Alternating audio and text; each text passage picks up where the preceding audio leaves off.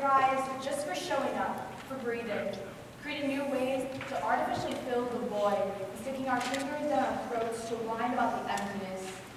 We are Generation Wi-Fi, with a quick fix on pixels strung together, showed attention spans and vocabularies of OMGs and LOLs.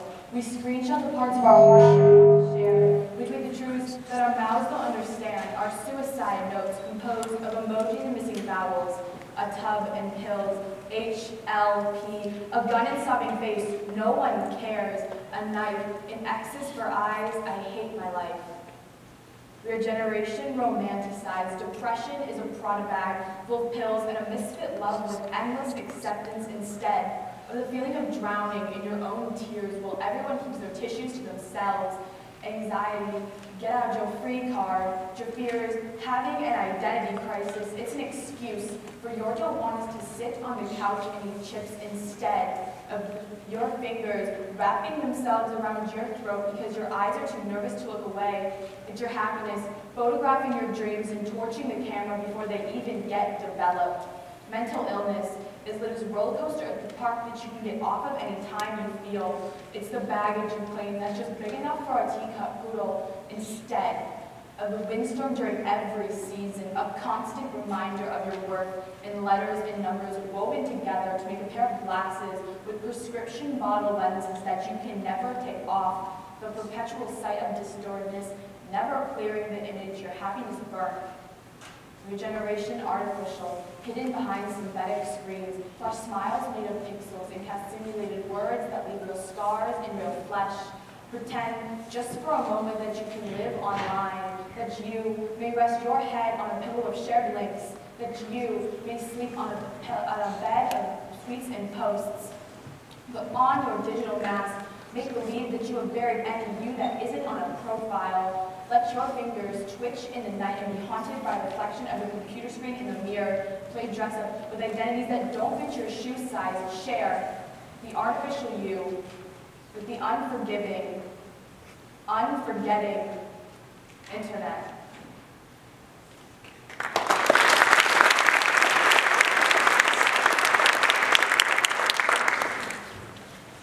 I was the girl who had good grades, ran cross country, and owned a horse. I wore Abercrombie, listened to the most popular music, and heard my classmates talking around me, replying with a smile or a fake laugh. On the outside, I appeared to have everything an 8th grade girl could ever want. I was supposed to be happy, but the truth is, I wasn't. As if the change to middle school isn't already hard enough, I just transferred to New Albany in 6th grade after coming from a small private school. It was overwhelming at first. I went from my grade containing 60 kids to having 375 people in my class. And it was hard to make friends, because everyone had known each other since kindergarten. I felt like I was a friend at a family gathering. And then once I finally did find a friend group, I never truly felt like I fit in. Sure, I was around people calling me their BFFs, but I always felt that if I wasn't there, no one would truly know I was missing. I'd then get on Instagram like every other teenager does, and I'd see pictures of my classmates with their friends, whose lives looked so perfect, and they looked so happy. I wished I was that happy. And to make matters even worse, I'd then see pictures of people taking selfies of their thigh gaps, or see quotes about how beautiful cutting is. I began to feel like I didn't even know myself anymore. I went through the motions every day. I felt like my feelings weren't valid, and that I wasn't allowed to feel the way I did, and fear of disappointing anyone, or letting my friends or family down. I began to feel like I didn't even know myself anymore.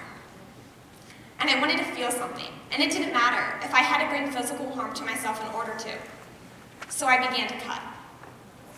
Now, I'm not telling you this so that you feel bad for me. I'm telling my story because I know it's not unique to me. Former generations, our parents and our grandparents, ridicule us for being constantly consumed by our technology, and this generally gives them 3 perceptions of us. The first is that we are self-absorbed. Our days revolve around our technology. We create profile after profile on every social media site available and focus on nothing but our image. How many likes can I get? How many followers do I have? Who's talking about me? We allow this digital world to captivate our minds, and most of us don't even realize it until we're fighting the urge to check Instagram or Snapchat in the middle of things like religious obligations or important class lectures. The second perception is that we're greedy. Our gluttony blinds us to others' feelings. We take advantage of the anonymity of social media to say harsh things about others and to boost our image. We want all of the likes, favorites, followers, reposts, and all of the attention. And we are willing to do anything to gain these things, even at the expense of others. The third perception is that we're lazy.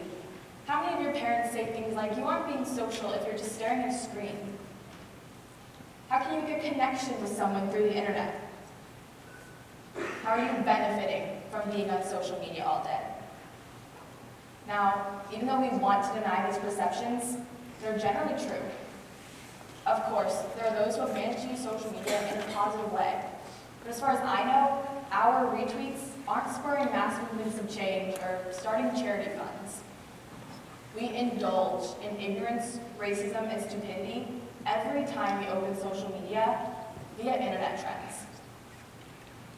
While news reporters and bloggers are around the world posting on the destruction of places like Ferguson and Hong Kong, most of us are scrolling through frog memes or idolizing this week's random attractive teenager who was made famous for nothing. But if news reporters had even half the followers that Alex from Target has, imagine how educated our generation could be, just by reading a few extra tweets. We laugh at how relatable memes are, at pictures and phrases that encourage ignorance. We saw it on the internet in big blue font with a funny picture next to it, so it must be true. Why look into it any further? We favorite and we retweet posts from Twitter accounts that are meant for satire, but instead promote stupidity. Here, we have 14-year-old Sarah's ignorant, racist tweet to American Airlines. Now, not only is she tweeting an airline company about a terrorist attack, she's also enforcing racial stereotypes. And better yet, this has over 2,000 retweets, 2,000 stamps of approval, most likely from people who tend to find blatant racism amusing. And while one might expect a remorseful reaction when your tweet prompts an FBI investigation, Sarah is instead more concerned with saving her Twitter account. Dumbing yourself down, not educating yourself, and not having a mind outside of social media is the cool thing to do. We pass along vines that seen as a laughable platform for racism, condoning the use of the N-word and creating and supporting stereotypes of minorities. We romanticize disrespectful things and make them seem okay, even expected. Ignorance, stupidity, and racism definitely aren't the only things we romanticize on social media. When we wake up, the first thing we look at is our phone. We turn off our alarm, check Instagram, Tumblr, Twitter, and Snapchat to make sure we didn't miss out on anything for the 7 hours we were logged out of the digital world. From the moment we wake up to the moment our heads hit the pillow at night, we are part of a world completely separate from the one our 2 feet are standing on. This is the world of social media, where you can do anything from posting a tweet about how great your basketball game was, to seeing pictures of women with ribs showing, and spaces as big as 2 of your fists between her thighs being glorified. And then there are sites like Instagram and Tumblr, flooded with accounts that glamorize serious mental health issues, painting sad pictures of anorexia and depression and calling them beautiful, idolizing stories of self-harm and suicide as if it's the thing to do or a viable way of coping. And then users post photos of mysterious, emaciated women who stare dramatically off into the distance. This puts psychological torment and beauty on the same image. These photos are often then complemented with quotes such as, "So it's okay for you to hurt me, but I can't hurt myself," or "I want to die a lovely death," enabling users to justify self-harm or suicide, or to even think it's the right thing to do. When users see these photos that glamorize cutting or taking drugs, it's easy to, on a bad day, to think that self-harm, suicide, or the influence of drugs are a positive outlet from this world of stress, acceptance, and warped expectations that never seems to stop spinning. For most, they're just having a bad day. But social media has the power to trick you, making you think that having a bad day and being clinically depressed are the same thing. Now, don't get me wrong. There are certainly people who are clinically depressed. But for someone who is stuck on a spontaneous emotional roller coaster, or even someone who has a strong craving for attention, one negative image can truly push them over the edge, prompting them to engage in these self-destructive ways. Now, the newest obsession is not only high tops and flannels, but thigh gaps, tiny waist, and protruding collarbones. As if girls aren't already self-conscious enough, social media pushes these unobtainable goals upon us. Accounts on Instagram and Tumblr are dedicated to the thigh gap and the never-ending fascination of these alluring images. As if being a teenager isn't already hard enough, with the pressure to maintain good grades, participate in extracurricular activities, and balance our own social lives, we also participate in this digital world that gives us false conceptions of what the normal or cool thing to do is. So when we can't live up to these unrealistic standards and expectations that we set for ourselves, and that the digital world sets for us, and that society enforces, we get stressed and depressed. Not only do we begin to feel rejected by society, but we also begin to reject ourselves. This incessant desire of acceptance has procreated this idea of changing yourself to fit in until you're some fake concept of what you think others want to see. And this goes far beyond just body image. We create completely new characters online with phony personalities and fabricated abilities and interests. We act as the people we wish we were, and we spend copious amounts of time trying to selfishly uphold these pixelized personas. Why be the you that has to go to school and do chores and homework, when you could be the you that does drugs at parties, has a thigh gap, or says things about other people that nobody, including the real you, would ever say in person? And then, once we are utterly enveloped in these intangible realities, we begin to think that this is the norm, that this is real. But when will we realize that the real you and the digital you are completely different? When will we break down these artificial facades? Everyone take a moment and look at the data we have on the screen. What you've probably noticed is that the screen is completely blank, and there's not a single statistic or piece of data. Most of you are probably wondering is why we decided to give a talk that had no data to back up our claim. But the truth is, we tried, and we tried, and we tried. Of course, there are national statistics out there that could have supported our talk, but we wanted to see how they applied to us here, or if they applied to us.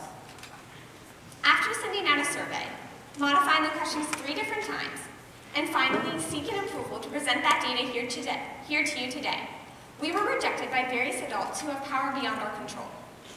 Now, we're not blaming the individuals who made those decisions. They were simply doing their jobs. We're blaming the system that forces them to make these decisions. We were told that by asking students, anonymously, yes or no questions, about the effect that social media had on their mental health, that we were being too intrusive. Because of our society's perpetual denial that these problems exist and the ongoing fear to discuss them, we were unable to release the data that we spent weeks collecting from numerous willing students, many of whom were truly seeking an anonymous voice. But the real question is, how can we even begin to solve a problem when we don't even know how big it is? Truth be told, numbers don't do justice to the situation anyways. The best data is the data we witness with our own eyes. We're now going to take a couple of minutes to ask you all a few questions. If you're not comfortable participating, we completely understand. But for those of you who are, we ask that you raise your hands high and move them in the air for the remainder of the questions. Please raise your hand if you believe that social media can have a negative effect on people's mental states. And please leave your hands raised. Please raise your hand if you believe that people create false identities on social media. Please raise your hand if you agree that social media glamorizes serious mental health issues like anxiety, depression, and eating disorders. Raise your hand if you believe that social media can cause people to feel rejected or like they do not fit in. Please leave your hands raised, and everyone, take a look around you.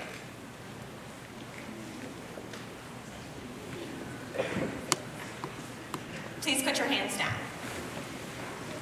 How can we, as a student body, or better yet, as a society, try to mask an issue like this when the proof is standing right in front of us? These problems aren't going away, they aren't getting any better, and they aren't going to solve themselves. We know that they exist, and that is why we all have to do our part to change the way we use social media. Now, we're not here to rant about your digital footprint, because the truth is, we don't really care. We're not just talking about you here. We're talking about an entire generation of people. We're talking about us, the millennials.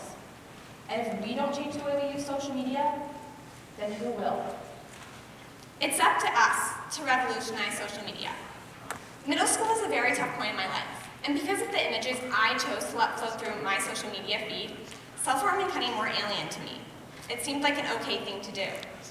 But once I finally got some help and realized that my feelings were okay, I knew I had to change the way I use social media.